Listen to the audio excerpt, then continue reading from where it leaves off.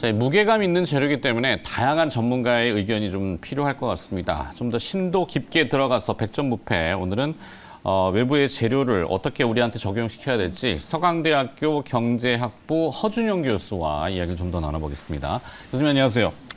네, 자 SVB 생성에 처음 접해보는 사실 뱅크인데 네네. 이 SBV 네. 발음도 어려워요. 실리콘밸리 뱅크 이 사태로 과연 연방준비제도가 금리 인상 경로를 바꿀 것인가? 네네네.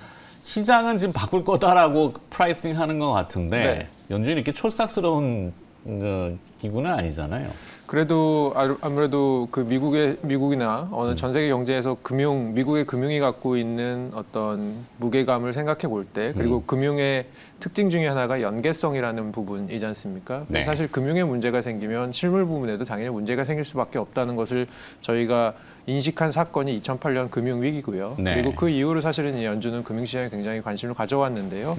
사실 이거를 아예 무시할 수는 없는 입장이죠. 지금 연준의 금리 상한이 올해 한 6% 넘게까지 갈 거다라는 것이 이제 예측이 있었는데 그거는 사실은 이제 조금 힘들어지지 않았을까 생각하고요. 저는 SVB 사태나 향후에 이것들이 또 가져올 사태 여러 가지 파장들이 금리 상한에 좀 제한을 둘 거라고 생각을 합니다. 실제로 그 마켓워치라고 하는 패드워치라고 하는 사이트, 저희가 연준의 다음 금리 결정이 어느 정도로 이루어질 것인지를 예측하는 사이트 같은 것을 보면 FF 금리 선물. 네네네, 그렇습니다. 그래서 사실은 어제 같이, 그러니까 SVB 사태가 있기 전까지는 50bp가 40% 정도의 확률로 있었습니다. 근데 사태가 있고 나서는 50bp는 아예 없어졌고 오히려 동결 쪽이 지금 32%까지 오늘 아침 기준으로 올라오는 상황입니다. 그래서 골드만삭스가 어제 또 네네 맞습니다. 골드만삭스가 어제 처음으로 금리 동결 가능성을 3월에 예측을 했고요.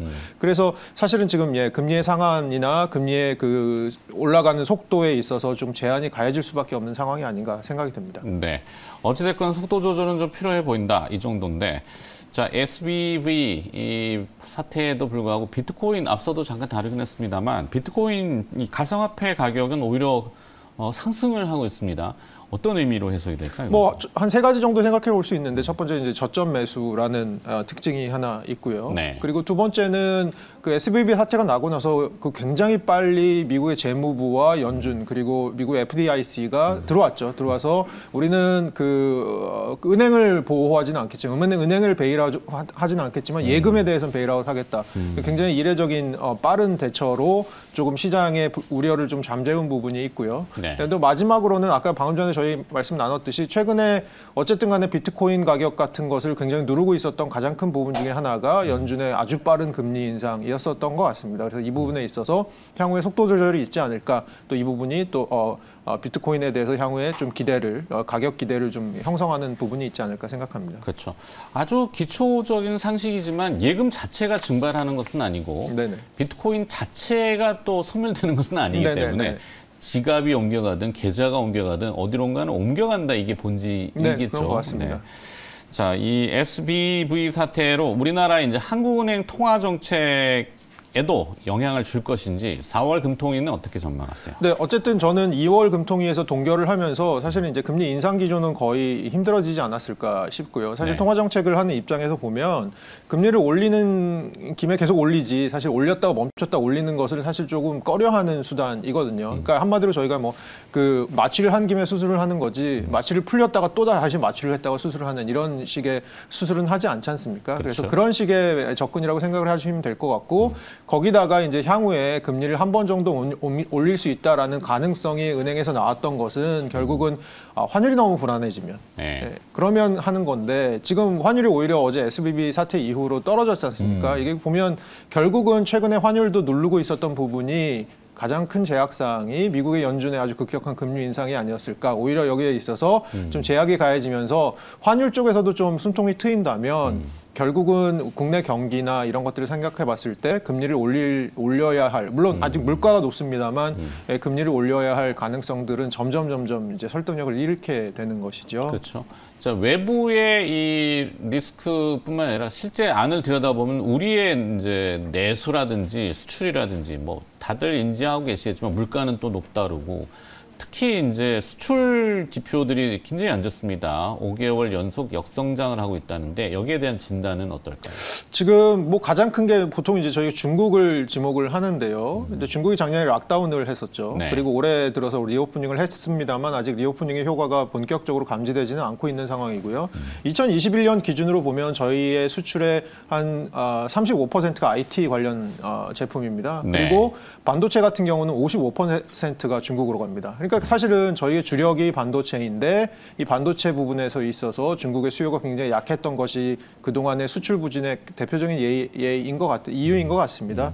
그런 부분에 그런 측면에서 사실은 이제 향후에 중국의 리오프닝이 어떻게 풀릴지 이것은 단순히 직접적으로 우리의 수출에 영향을 주는 효과뿐만이 아니고 세계 경제가 어느 정도로 반등을 해낼지와 아주 관련을 맺고 있고 그것을 통해서 저희의 간접적인 영향을 주기 때문에 수출에 있어서는 굉장히 중요한 부분이라고 생각을 합니다. 네, 지금 뭐 우리 반도체 그러니까 수출의 주력이라고 한다면 반도체, 자동차, 조선, 화학 이렇게 되잖아요. 뭐 하나 지금 녹록한 부분은 흔치 않은 것 같은데, 자 문제는 중국입니다. 대중향, 중국의 리오프닝에 대한 기대는 있는데도 아직 그 효과가 발현되지는 않고 있단 말이죠. 그래서 경제가 상저하저. 상반기에도 낮고 하반기에도 좀 부진할 것이다. 이런 우려감에 대해서는요. 네, 그런 우려감이 당연히 있을 수밖에 없고요. 사실은 이제 중국이 리오프닝을 하면 저희한테는 두 가지 채널 정도로 이제 무역이나 아니면 경상수지에 영향을 미칩니다. 하나는 관광객들이 들어오는 부분이 굉장히 큰데요. 이 부분에 있어서는 2월 달에 이제 그 비자 입국 제한이 해제되고 3월 1일부터 PCR 검사가 면제됐다는 점을 생각해 볼 때 지금 서서히 이제 들어올 것으로 생각합니다. 사실 제가 저번 주말에도 명동을 가봤습니다만 네. 일부러 한번 가봤습니다만 아직은 중국 관광객들보다는 다른 나라의 관광객들이 좀 들어오고 있는 상황인 것 같습니다. 그래서 중국 관광객은 한 1년에 저희가 코로나 이전에 생각해보면 한 560만 명 정도 들어왔었거든요. 네. 근데 지금은 그것의 한 10분의 1 정도 들어온다고 생각을 하고요.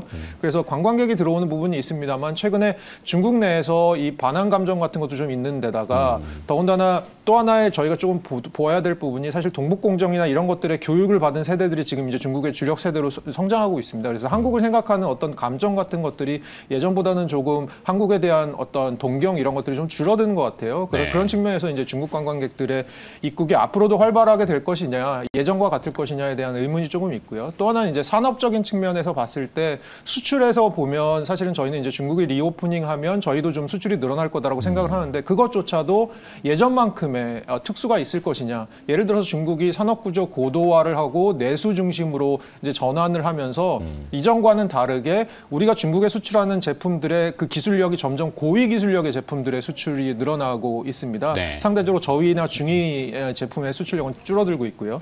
그래서 그런 부분들에 있어서 중국이 어느 정도 이전만큼 우리 것들을 사다 줄 것이냐. 또 하나 측면에서는 대만이 최근에 우리나라의 점유율을 굉장히 많이 반도체 부분이나 이런 데서 갖고 가고 있습니다. 그래서 네. 그런 것들에 있어서 얼마나 이 대만과의 경쟁을 이겨낼 수 있을 것인가 이런 부분들이 조금 관건이 될 것 같습니다. 네, 우리 밥그릇을 대만이 좀 많이 가져가고 네. 물론 같이 나눠 먹는 건 좋고 파이가 커지는 게 좋은데 네, 네. 자 미국의 간섭이라고 해야 되겠죠. 사실상 뭐 대충 다 인지하시는 특히 이제 첨단 하이테크 분야, 반도체 분야인 것 같은데 미국이 이제 중국에 대한 대중 수출 규제를 좀 강화하고 있는 부분도 영향을 좀 많이 받고 있죠. 네, 맞죠. 그러니까 사실은 저희가 생각해 보면 저희가 이제 중국 수출을 얘기할 때 또 하나가 경제의 분절화. 그래서 미중 무역 분쟁이 사실 중장기적으로는 굉장히 중요한 이슈가 될 것 같고요. 네. 뭐 최근 들어서 미국은 계속해서 중국에 대한 수출 품목에 대해서 굉장한 특히 반도체 관련 기술이나 아니면 뭐 생명공학 기술 같은 것들에 대해서 굉장히 이제 꼼꼼하게 점점 이제 수위를 조금 높이고 있는 상황입니다. 그래서 사실 메모리 반도체가 우리나라의 주력 반도체 산업인데요. 이 메모리 반도체 같은 경우는 사실 외발 자전거라고 많이 부릅니다. 뭐냐면 네. 멈추면 쓰러지는 거죠. 그래서 계속해서 투자를 해야 되는데요. 이 중국의 시안 공장 같이 삼성전자 큰 공장이 있고 이런 상황에서 중국으로 들어가는 투자를 저희가 멈출 수는 없는 상황이거든요. 그렇죠. 네, 그런 부분에 있어서 사실 굉장히 전략적인 판단이나 이런 것들이 중요한 시점입니다. 네. 자, 그러면 우리나라 수출의 위기, 이 돌파구는 과연 어디에 있을까? 해법을 혹시 고민하시는 부분이 있나요? 네, 제가 그 뭐 그래프를 하나 보여드리자면 저희가 보면 코로나 이후에 우리나라 수출이 뭐 글로벌 공급망이나 이런 부분들보다도 언제 좋았고 언제 안 좋았냐를 생각해 이렇게 좀 보면 달러 가치와 굉장히 면밀하게 붙어 있는 것 같습니다. 그래서 네. 달러가 강세일 때 수출이 좀 안 좋고 달러가 좀 약세가 되면 다시 수출이 좋아지는 그런 현상이 좀 보이거든요. 그래서 둘 사이 역의 관계가 좀 보입니다.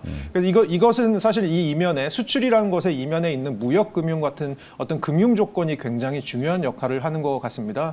그래서 사실은 최근에 정부에서도 무역금융에 굉장히 신경을 쓰는 분위기가 있는 것 같은데요. 그런 부분에 있어서는 저는 굉장히 환영할 만한 일이라고 생각하고요. 또 하나는 이제 중장기적으로는 저희가 사실 수출 구조를 좀 다변화하고 거래처도 다변화해야 될 그럴 필요성이 저는 있을 것 같고요. 물론 그것이 현실적으로 굉장히 어려운 부분인 건 있습니다만 그럼에도 불구하고 인도네시아나 베트남과 같이 상대적으로 평균 연령이 어리고 그리고 경제가 성장하고 그리고 인구도 굉장히 빠른 속도로 성장하고 있는 경제들에 대해서 저희가 중장기적인 접근을 좀 할 필요도 있다고 생각합니다. 네.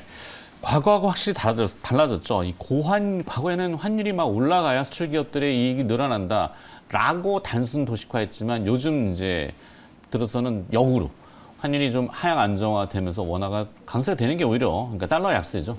이게 수출에는 더 지표상으로는 플러스가 되는 부분이 좀 있군요. 네네. 뭐 일각에서는 이 WBC 월드 베이스볼 챔피언 여기에 좀 성적이 부진하니까 내수가 좀 부진하다고. 아무래도 뭐 배달업이나 그리고 자영업 같은 경우는 이렇게 큰 스포츠 이벤트에 영향을 받을 수밖에 없는데요. 예를 들어서 뭐 저희가 월드컵에 16강 한 경기를 더 하는 것과 안 하는 것이 그 한 경기 이상의 가치를 가진다고 저희 그 산업에 있어서는 얘기들을 많이 하잖아요. 그래서 네. 그런 측면에 있어서는 WBC와 같은 스포츠조차도 지금의 우리 경제와도 또 어느 정도 관련을 맺고 있는 그런 상황입니다. 네. 힘내자 대한민국 경제. 네. 네. 번외질문연대 잘 받아주셨네요. 자, 서강대학교 경제학부의 허준영 교수로부터 이런 얘기 저런 얘기 좀 들어봤고 중심을 좀 잡는 데 도움이 됐습니다. 오늘 네. 고맙습니다. 네, 감사합니다.